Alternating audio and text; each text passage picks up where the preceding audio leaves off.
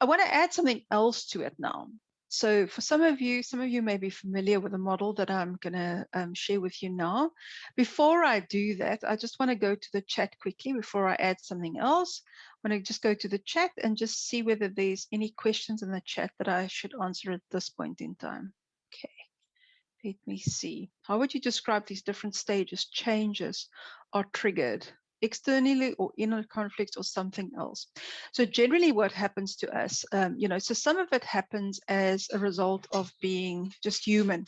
So especially moving from the,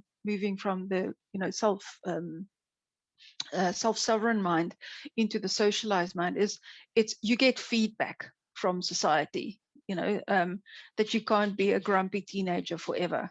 And that kind of helps. But most of the changes beyond that happens when something dramatic happens to us.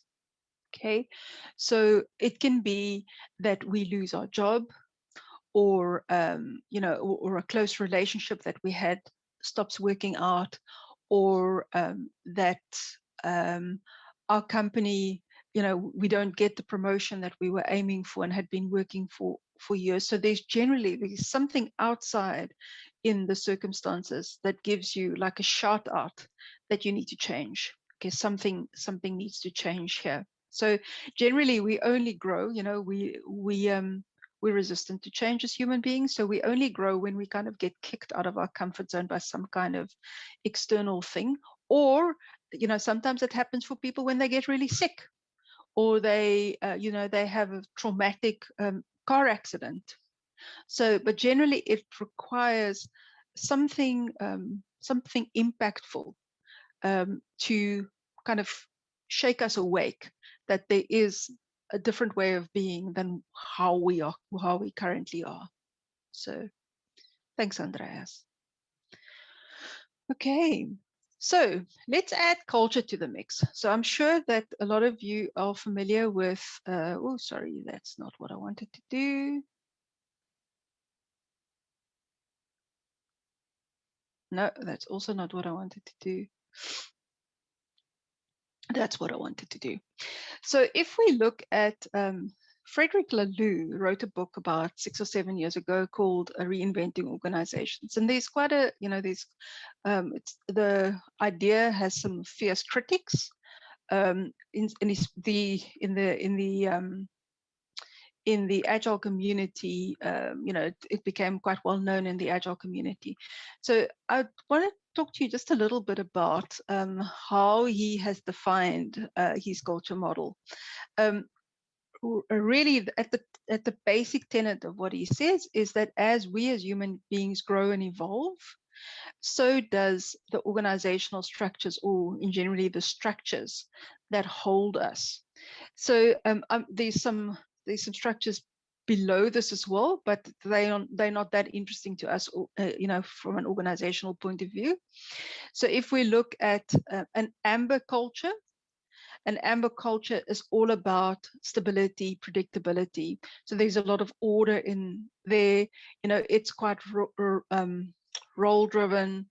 It really focuses quite a lot on rules and regulations, and knowing what everybody should be aware of what their role is, what the responsibilities are that go along with it, what what rank looks like, etc. So we often find amber structures in places like the army, in the military, or in churches, sometimes also in schools, where there's a very clear hierarchical structure and there are very strong rules and responsibilities associated with a specific position.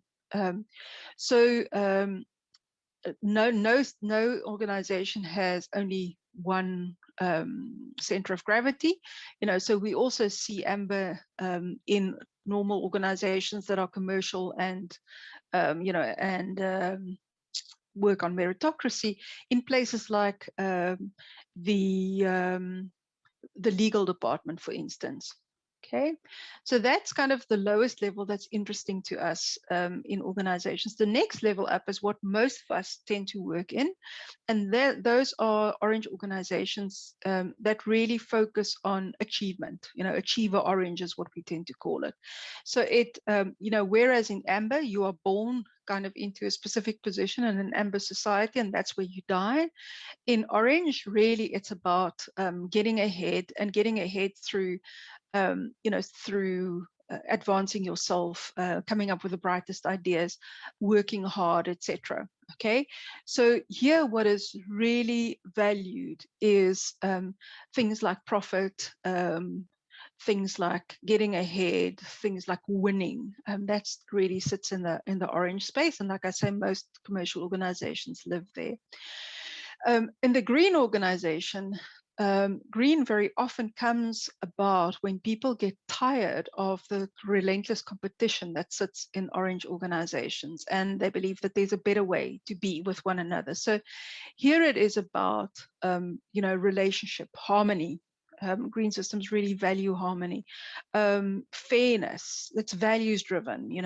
It's a caring kind of organization. So really humane organizations, and we find that most NGOs or NPOs and nonprofit organizations sit here, and there tends to be pockets of green in normal organizations as well. So you might recognize that some of your agile teams sit squarely into the green, sits squarely in the green meme, or green altitude, like we say.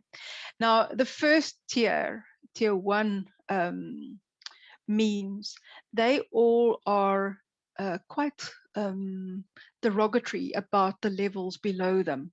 So orange in an orange organization, people would be quite judgmental about, all those guys, it has to work by the rules, etc.